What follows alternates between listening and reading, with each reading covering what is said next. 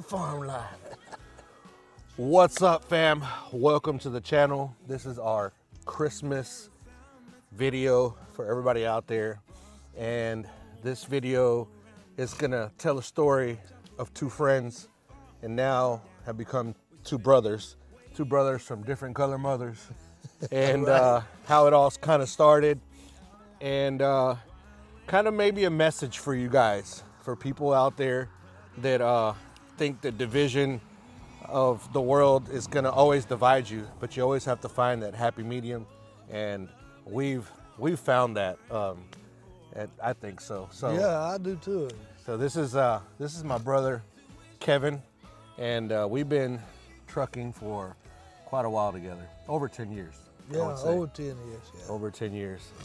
So we're gonna tell you guys how we kind of met, and let me start it off with how we met. So we were in California, I think. No, we met Martin. we met at Martin. That's right. We met at Martin Transport tanker company, and we were doing sulfur Crude oil. and crude oil, but we met doing sulfur, I think, because we met in Natchez. Yeah, yeah, Remember that? yeah. Yeah, so we we were running crude oil together for a while, but we didn't really know each other. We never We had was a running out conversation. of the same yard and didn't even Didn't even. know who you was. You didn't know me. Nope. And we our first conversation was in Natchez over Beaumont, Texas, and we were both unloading sulfur. Molten sulfur. Molten sulfur, yeah. And so that was kind of like the beginning of our relationship, but we didn't really stick to talking too much then. No, Remember? we We would just bump into each other unloading. It would take, what, 20 minutes to offload? right, yeah. So it's kind of like the conversation that we had every 20 minutes and we might see each other, what, once every 3 or 4 days maybe, because it was kind of, we didn't go to the same places, so we delivered to the same place, but never picked up Was at the you same working places. the night shift? I was working night shift. Yeah, I was. Yeah, so that's kind of like the beginning of it.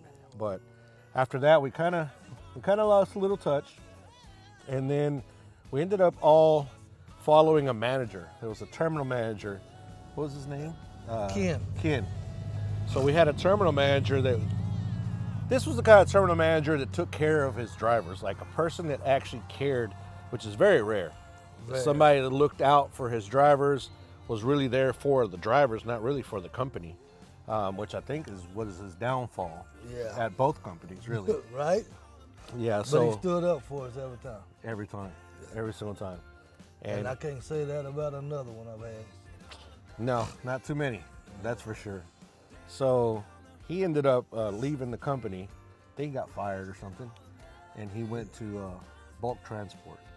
And that's really where this story kind of begins, like the real thing. It was kind of crazy. It was kind of crazy. There Yeah. was like 4, 5, 6 of us left Martin Yeah. to go follow this manager, which he was a super good dude. And then we get stuck out in California a little bit. Yeah. Had some good times out there. Yeah, because our promise was coming over here to work, there to work. It was we were going to do California. We're going to go to California, from Houston to California and back. That was going to be our thing. That was. But they ended up taking us to California, and then running us all around the local area, up to Washington, Las Vegas. Las Vegas, yeah, Salt Lake City. and then maybe a load home. No, they still didn't want us to go home. True. But one time, getting me home, sent me like Salt Lake, and then from there to Denver, and then leaving Denver, they want me to get another load. I told Ken, I said, man, I got to be home. I got a doctor's appointment. Mm-hmm. He said, just don't listen to what they say. Just come on with it. Yeah, it's just the kind of dude that he is. You know what I Yeah, mean? he took care of us. Yeah, that was He knew great. our situation. Yep. He said what he would say is, go ahead and come back. I'll deal with them. That's right. And that's what you want in a terminal manager. Somebody that'll have your back. Yeah, somebody, no matter what, they're going to stick their neck out for you, and you're going to stick your neck out for them. Well, yeah. Because I mean, I know a lot of times you'd ask me, "Hey, George, can you do this favor for me?" Bro, you ain't got to ask. Just tell me what you need done. Yeah, like I got you. And then so where the relationship really started was I was having problems with my truck. My very first lease purchase that I went through was at Bulk Transport. And I was actually the first one to ever do a lease purchase. I think maybe the last. And the way they kind of did their deal was, since they were so new to it, it was like I picked the truck, I'd go to the dealership, pick the truck, negotiate the truck, and then they would give me the money. But it was one of the most, since they were new at it, it was one of the most set up for failure deals that you can ever think of. But anyways, Well, almost any lease purchase is set up for failure. a lot of them, Yeah. a lot of them. Yeah, that's a video of that's a whole video within itself. Right. So We could go on for days. for real, very experienced in that. Luckily, you got out of it though. You already got a personal loan, and then he was able to leave the lease purchase part, and he was able to take the truck through to his own bank. Me, I had to. I'm still with the leasing company, so I'm still kind of stuck for the next couple of years. It is what it is. But I could have left, but I don't think there's anywhere better right now. right now it's right now the Might as state well of stick with what you know. Going on 8 years with them, so. yeah, for sure. It's been But these companies, they ain't out there for you. They ain't got your back. no. They, Unfortunately, it's not that way anymore. no. You know, could have been back in the past, but now it's Dog eat dog world. yeah, That's what it is. pretty much. To But- each his own. But so when we met, I was working on my truck, and this guy just out of the blue popped up and said, "Hey, what can I help you with? Let me help you do this. Let me, And ever since that time, after that, it was always, is there something I can help you with, or you can help me? We'd help each other out like brothers, like trucking should be, Like they should be. like trucking used to be. Used to be it was, and I know that you guys that are new to this trucking might see this as, oh, they talk about it all the time, but we only talk about it because it was true. How many times did somebody help you back in the days, when you needed help? Oh yeah, back in the day. But nowadays, if you broke down, used to somebody pull up behind you and start, hey man, you need some help? Can I help you? You need something? Mm-hmm. Everybody just drive by now, they won't even look at you. No, they don't, man. It's just it's a crazy world. But I think that us old schoolers kind of need it. Well, that I know of, us old schoolers continue to do that, but we don't talk about it as much. See, we do things a lot of times without even asking for any. We do it all the time without asking for any recognition. Oh yeah, it's just what you do. It's what you do. It's, Give somebody a ride. I've taken drivers to go get parts for their truck and then come back and help them put the truck back together. Yeah. And I'm sure you've done that yeah, plenty of times. plenty of times. I carry a lot of tools, a lot of stuff. Man, if I can help somebody, I'm gonna help them. If you're a truck driver And don't don't have tools, I don't want anything in return. Yeah. Just good friendship. That's all it is. yeah, It's it's a true brotherhood. yeah. Yeah, and you see brotherhoods like in other industries, but why can't we, get back to that, to the core of what trucking was really about? Everything's changed too much. Technology, Yeah, technology, That's the changed a people, lot. the drivers. the drivers. It's not never gonna go back like it was. No, I doubt it too that we'll ever go back to how it was. But I think that we I can. know a few more guys like us. Yeah. A few. Yeah. I but know. Not a whole lot of them. Yeah, I know a few as well. Chris is one that I could just think right off bat as 806 driver. Go check out his YouTube channel. Amazing guy. Dude knows how to do everything, and he'll help you out as soon as anytime that he can. there's a couple other friends that I know for a fact. We'll just Give you the shirt off the back. that's the best way to do it. Yeah. Best way to say it. Yeah. That's the best way to say it. Yeah. And then so we left bulk. I think I left first. Yeah. I ended About up 5 months or something like that. Yeah, I ended up leaving first, and I called Kev and I said, "Hey, man, we showed up at Miller. I ended up at Miller Transport, which we rented an office from them, and bulk transport rented an office from them. So they had a gentleman's agreement that we couldn't leave to Miller if they were still renting the same space. But I think bulk ended up leaving that space. We ended up quitting, and then Miller took us in. And I called him. I said, "Man, I think it's pretty good. I think it's a pretty good deal over here." And it was a good deal. Yeah, it was. It was a great deal. Yep. So he came over, and it was good. Got my first truck. Yep. You had a 579. 579, white 579. I remember that. And I had gotten a Cascadia at the time, so I had a Freightliner Cascadia. So after that, I ended up, we got bought out by Hennef Transport, which is where we work now. And at the beginning, it was rough. Then it got okay, and then right now it's just rough. It's But I rough. think it's just rough across the board. Yeah. So no The matter where you grass go. ain't greener nowhere. Yeah, I know. And I see a lot of people jumping, going here, going there, spinning their wheels. Stick with something that you know. Yeah. We've been there, I'm going on 8 years now. We already know the crap that goes on here. Yeah. Why go learn it somewhere else? Yeah. Everywhere's got crap. Yeah. You know, if you already know where you're at and you kind of know the way the ball rolls, sometimes, And how the people are. yeah, sometimes there's no reason to even try to go anywhere else because you got to go relearn their system, and you're going to end up finding their crap people, and you're going to end up finding. And it's probably worse crap over there where you at. So. Yeah, because there's a lot of drivers that are just, they see something off and they're ready to jump. Yeah. And I don't know, Because they talk to somebody else saying, I'm making a killing over here. Then they go over there and they're sitting just like we do. that's a big mistake that we make, huh? Yeah. That we call, even if we're not doing great, we'll call our buddy and like, "Hey, come over here because it's amazing," and then they end up finding out that it's not. See, I try not to be that way though. Hopefully, I led you in the right direction, and my cousin also, Ruben. Right? Yeah. So hopefully, It's all good. It's better than where I was at. Yeah. Yeah. If that says anything. Right. Man, but it's been a great relationship, you know. Probably 10 years, Yeah.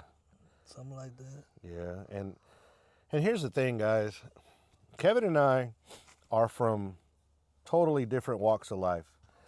We're from totally different. A lot of our beliefs politically are totally Upside down. but we find a common ground. And I think that, you just like as much as you learned from me, I've learned from you. And we kind of mold it together to make that bond. And I think that's what really puts us together and makes us stronger, because you have your beliefs and I'm not going to try to change them. And I have And mine you and you're got not trying to change mine.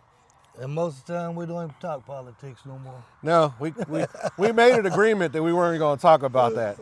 But nonetheless, we'll throw it in there every once in a while. Yeah. And you'll give your opinion, I give my opinion. And And if we don't like it, we don't say nothing. Yeah. It's, We have the conversation sometimes about certain things.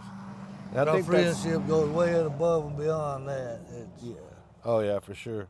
Our families know each other.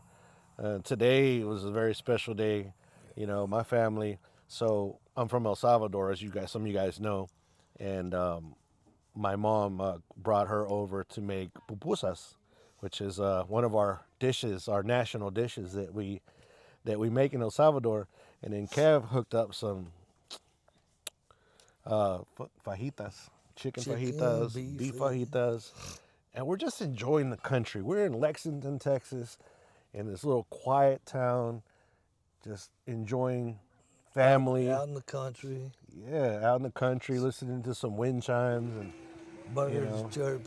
yeah, this is Watching priceless. deer run across the field. Yeah, this is priceless to be able to come and hang out with somebody that you really admire and you care for a lot. That's the most important part of life, I think. And if you guys could find that common ground with different people, you'll end up meeting the most amazing people in the world. People tell me all the time, oh, the country is so divided. I said, but do you talk to anybody? Right. Have you had the conversation? Most people don't talk anymore. You just walk past each other. Yeah. And I always try to speak to somebody, and if they speak back, fine. If they don't, fine. But it's the right thing to do, I think, because this is a divided country, and we need to turn it around. Yep. But it starts with us. Two totally different people and come together common. We're doing what we should do. Exactly. What most people should do. Exactly. It doesn't matter what it is, if you need walk help. a life you are, it don't matter. Yep. If I can help Black, you. brown, green, purple, yellow, it don't matter. Yeah. And if he can help you, and we'll take our shirts off our back to help out anybody. I don't care. I'm not going to sit there and ask you, hey, man, do you believe in such and such before I help you out? No. No, I'm not going to be judgmental. No. If you need help, you need help. I'm going to be in there. I'm going to help you. We're just going to do it, man. So, Kev, you've been driving for 30 years. 30 years? And you started in the oil business?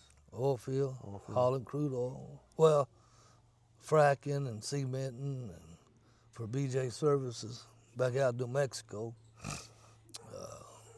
Did that, and then I switched over to hauling crew for Enron.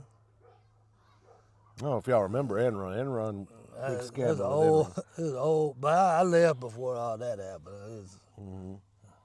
Got out of there. And your dad was oil Oh, field. yeah, he was in the oil field for forever. Man, those stories that you tell me, whenever you're telling me those stories, like, I can picture myself being you, being with your dad, riding in his car, the big car with the big seats. If y'all remember those cars. Them old boats. Yeah, them old Go out boats. there with him on them wells and stuff. Yeah. Sometimes be out there for 2 or 3 days with him, sleeping in the car. Middle of Odessa, Hobbs. Eunice, Jal. There's a lot of places out there. Southeast corner of New Mexico. Crazy. Born and raised. Yeah. This dude can eat more hot stuff than anybody I know, even from any Mexican that I know. I mean, like right now, what was that? It's ghost pepper. What? Carolina Reapers, habaneros, jalapenos, serranos. Ghost pepper. No ghost pepper. Just the Carolina Reapers was the main one. Yeah, and like he's eating it like nothing. I'm over there crying, nose running, and he's just putting it on everything. So, I guess it's your New Mexico background, huh? Maybe. Nobody else in my family eat hot stuff. I always did as a kid. Yeah. Try to find stuff hot and just eat it, see if I could do it. And over the years, I guess taste buds went bad. I tell that he has no taste buds. That sucker's been gone because anything that I throw at him it's spicy for me that I can't take it, he's just like that's nothing. Where's the heat? Where's the heat at? Oh, you said this was spicy. You said it was hot. No, man, that's crazy. Yeah, so, and then of course my background is, my dad is, we were immigrants from El Salvador. Crazy thing is my dad was not a truck driver before me. I was actually privileged enough to have taught him how to drive a truck, which was pretty amazing because his life changed. He was able to have more things than he ever had before. He went from a $300 a week job to a $1,000 a week job back in the day, which is a huge, huge, huge difference. And him and my mother raised me on $600 a week, basically. Me and my sister. I thought my dad made good money back then. Every 2 weeks he was bringing home $1,500. Every 2 weeks. But that's still great. My dad was Yeah, bringing home back then. $600. back then, but I was like, thought he had, thought it was good. Yeah. But now $1,500. that's $750 a week. They ain't gonna cut it. No, that don't get it. no, it ain't gonna put Not that much. not food. in this day and age. Not in this day and age, for sure. Things were a lot different. Yep. Things were a lot cheaper. Mm-hmm. Things were a lot better. The famous saying, folks, the good old days. The good old days. Things were so much better. And there so was much some good old days in the trucking. There was. But there's not now. It's just work. Yep. But we need to turn that around, though, one way or another. Just if we can get everybody to start acting right. Yeah. But But man, that everybody's is. down and out Yeah. because everything's so expensive. It's Right. barely Hopefully, making it check to check. hopefully, Tony. We're gonna use an old cowboy saying. The Cowboys, the Dallas Cowboys. Maybe next year. Maybe Next year we'll win the Super Bowl. be our year. So we're gonna say 2025 is gonna be our year to turn everything back around. Boy, Cross your fingers. But who knows?